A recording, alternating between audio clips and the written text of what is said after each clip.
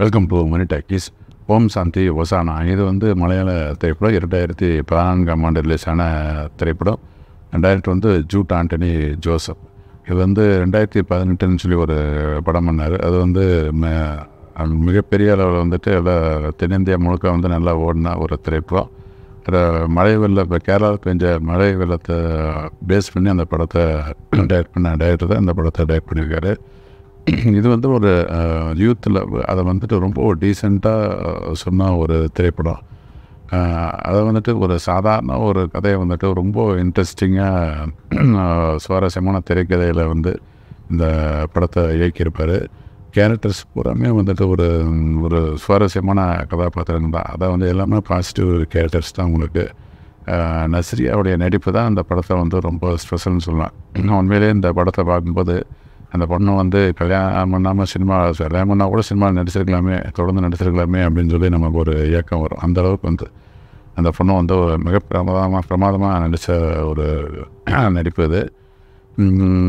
Characters வந்து இந்த Pooja Matthew, அந்த பொண்ணுடைய பாயிண்ட் ஆஃப் வியூவில் தான் வந்து இந்த கதை நடக்கும். அது 1999லேருந்து 2005ஆம் காலகட்டம் வரைக்கும் கதை நடக்குது. இந்த கேரக்டர்ஸ் ஃபஸ்ட்டு சொல்லிடுறேன். இந்த பொண்ணு வந்து பள்ளி படிப்பு, அதாவது +2 படிக்கிற ஒரு ஸ்டேஜ்லேருந்து கதை ஆரம்பமாகுது. அப்பா வந்து டாக்டரு, அம்மா வந்து காலேஜ் ப்ரொஃபஸரு. நிவின் பாடி வந்துட்டு கிரி கேரக்டர். அவர் வந்து கம்யூனிஸ்ட்வாதி. அப்பா வந்து இறந்துடுறாரு. டிகிரி முடிச்சுட்டு விவசாயம் பார்த்துக்கிட்டு இருக்காப்புல. Single parent. அம்மா தான் வந்து கஷ்டப்பட்டு அவனை வந்து வளர்த்து ஆளாக்குறாங்க. முன்கோபக்காரன், ஆனால் வந்து அதில் ஒரு நியாயம் இருக்கும்.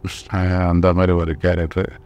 இது வந்து இவங்கள சுற்றி நடக்கிற கதை. அதை இப்போ அந்த நஸ்ரியோட அப்பா அம்மா வந்துட்டு பொண்ணு மேலே ரொம்ப பாசம். பொண்ணு வந்து எதை கேட்டாலும் வந்து அப்பா வந்து வாங்கி கொடுத்துருவாரு. அதாவது புல்லட் வேணுங்கிறதுக்கான புல்லட்டு அப்பா வாங்கி கொடுக்குறாருன்னா பார்த்துங்க. அதாவது அந்த ஆம்பளை மாதிரி அந்த பொண்ணை வந்து வளர்த்துருக்காரு அவர்.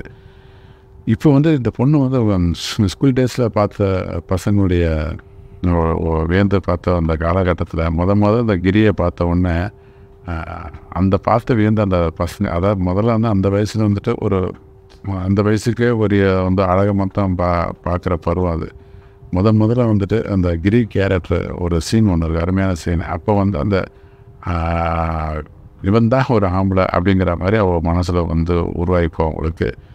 அன்னிலேருந்து வந்து அவனை வந்து லவ் பண்ணுறதுக்கு அவள் ட்ரை பண்ணுறாங்கிறது தான் கதை. அவன் வந்து அந்த கதையை லவ்வை ஏற்றுக்கிட்டானா இல்லையாங்கிறது தான் கிளைமேக்ஸ் உங்களுக்கு. இப்போ என்னென்னா, அதாவது அதாவது இவங்க வந்து ஒரு ஃபேமிலி ஃப்ரெண்டு தான். அந்த ஹீரோ அது கிரி வீட்டுக்கும் போயிட்டு வர அளவுக்கு நல்ல பழக்கம் இருக்குது. இவன் வந்துட்டு அந்த அவனை பற்றி தெரிஞ்சுக்கிற வந்து ஒரு கேரக்டர். அது வந்து ஒயின் ஆண்டின்னு சொல்லி ஒரு கேரக்டர். அவன் வந்து வீட்லேயே ஒயினை வந்து தயார் பண்ணிக்கிட்டு இருப்பாங்க. அவங்க தான் வந்துட்டு அந்த கிரியை பற்றிலாம் எல்லாம் வந்து என்னென்னோட்டு எல்லாமே சொல்லுவாங்க. அப்போ வந்து பூத்தோட தினத்தில் தான் அவனுக்கு பிறந்த நாள்.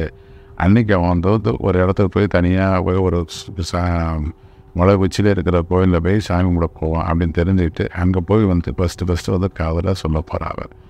ஆனால் அவன் வந்து அப்டேட் பண்ணுறான். அதாவது வந்து இந்த வயசில் உன்னை காட்டி வயசில் அதிகமாக இருக்கிற பசங்களை பார்த்தா உனக்கு வந்து எல்லாமே தோணும், கல்யாணம் பண்ணணும் தோணும், போது எல்லாமே தோணும் உனக்கு. ஆனால் அது லவ்னு நினச்சிக்கிட்டு இருக்காத. நீ வந்து நல்லா படித்து உங்கள் அப்பா மாதிரி பெரிய டாக்டராக வரணும், அதுதான் என்னுடைய ஆசை. படிப்பில் மட்டும் கான்சன்ட்ரேஷன் பண்ணி சொல்லி அப்டேட் பண்ணி அனுப்பிடுறான். ஆனால் அதுக்காண்டி வந்து வெக்ஸாகி வந்து படிப்பை போட்ட விடல. அதுக்கப்புறம் தான் தீவிரமாக படிக்க ஆரம்பிக்கிற. டாக்டர் சீட்டு கிடைக்கிது. போய் வந்து அங்கே படிக்க போயிடுறான்.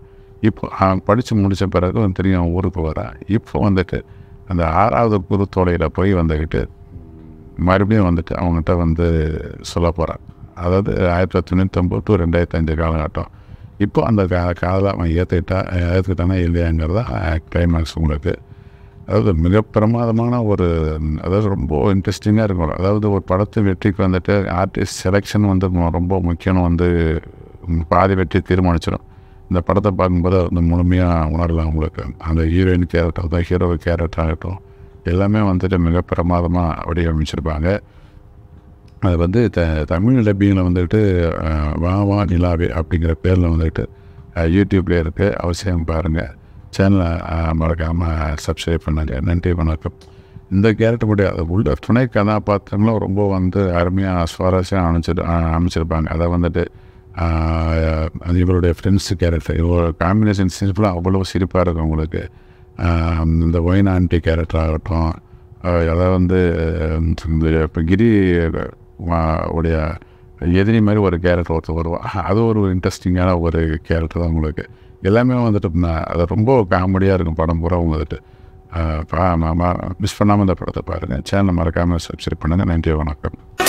I'm finally facing it all, fearless.